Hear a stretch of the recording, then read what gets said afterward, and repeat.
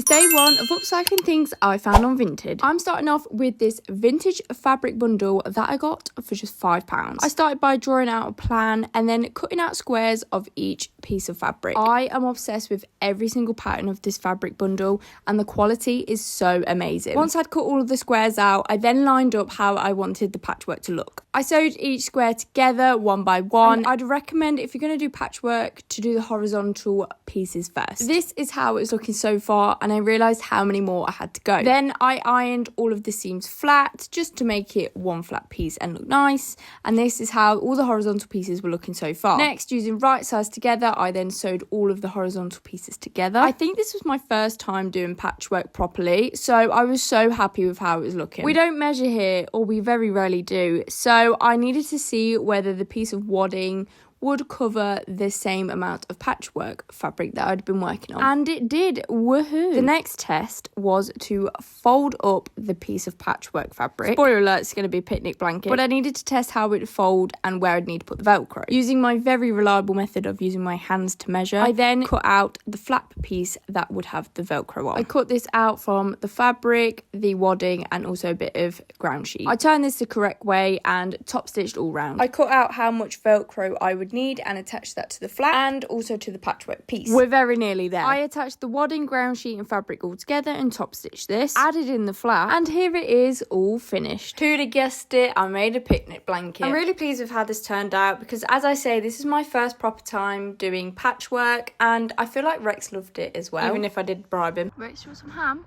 And now I have this cute little picnic blanket that I can use for next summer. Come back for day 2 of upcycling things I got from Vinted.